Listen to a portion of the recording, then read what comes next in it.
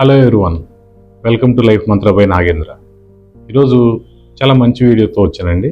ఏంటంటే law of attraction అనేది ఎందుకు ఫెయిల్ అవుతుంది అంటే, కొంతమంది లా ఆఫ్ అట్రాక్షన్ గురించి తెలుసుకొని దానికి సంబంధించిన అఫర్మేషన్ చేస్తూ దాంతోపాటు విజువలైజేషన్ చేస్తూ లా ఆఫ్ అట్రాక్షన్కి సంబంధించిన అన్ని టెక్నిక్లు వాడి కూడా మాకు ఇది వర్క్ అవ్వట్లేదు అని కంప్లైంట్ చేస్తూ ఉంటారు. సో ఈరోజు 4 రీజన్స్, 4 కారణాలు ఎందుకు మీకు లా ఆఫ్ అట్రాక్షన్ ఫెయిల్ అవుతుంది అనే దాని గురించి నేను డీటెయిల్గా చెప్తానండి.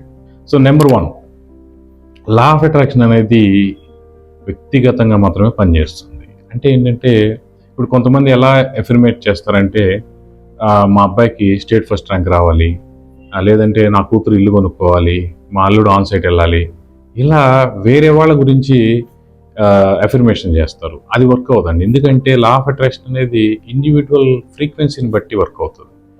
అంటే వాళ్ళు కూడా దాన్ని బలంగా కోరుకుంటేనే ఇది సాధ్యం. మీరు ఒక్కరే చేసినందువల్ల ఇది వర్క్ అవుతుంది అన్నమాట. అది నెంబర్ 1. నెంబర్ 2, ఏదైతే మీరు కోరుకుంటారో అది మీరు బలంగా నమ్మాలి. అంటే కొంతమంది ఓకే, నాకు నా అకౌంట్లో ఒక ₹1 కోటి ఉండాలి అని కోరుకుంటారు.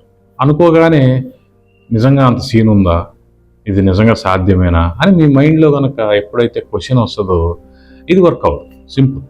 కాబట్టి మీరు బలంగా ఏదైతే కోరుకుంటారో దాన్ని బలంగా నమ్మాలి. అది నెంబర్ 2. అందుకే ఎక్కువ ఫెయిల్ అవుతూ ఉంటుంది అనమాట. అంటే మీరే డౌట్ఫుల్గా ఉంటే యూనివర్స్కి ఇవ్వాల్సిన పని లేదు. సింపుల్. అది నెంబర్ 2.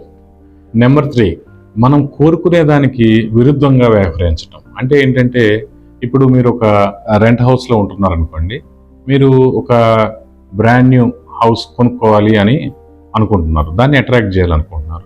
కానీ మీరు ఈ రెంట్ హౌస్లో ఉంటా మీ ఇంటి ఓనర్ని తిట్టుకుంటా, ఇల్లు ఇంటి ఓనర్లు మంచోళ్ళు కాదు, ఇంటి ఓనర్లు అంతా కూడా రెంట్ల కోసం పీక్కొని తింటారు అనే ఒక ఫీలింగ్ ఉంది అనుకోండి, ఇది లా ఆఫ్ అట్రాక్షన్ వర్క్ కాదు. ఎందుకనంటే ఒక ఇంటి ఓనర్ని మనం మంచి ఫీలింగ్తో గౌరవించినప్పుడు మనకి ఓనర్ అయ్యే అర్హత రాదు. కాబట్టి when you affirm it for something, feel good about it. మంచిగా దాని గురించి ఆలోచించండి. సో 4వ point, what you want to attract you should be in that feeling. అంటే మంచిని అట్రాక్ట్ చేయాలనుకుంటే మంచి ఫీలింగ్తో ఉండాలి. మనం మంచిని అట్రాక్ట్ చేయాలనుకుంటూ మన ఫోకస్ నెగిటివిటీ మీద కనుకుంటే ఇది వర్క్ అవ్వదు. అంటే సపోజ్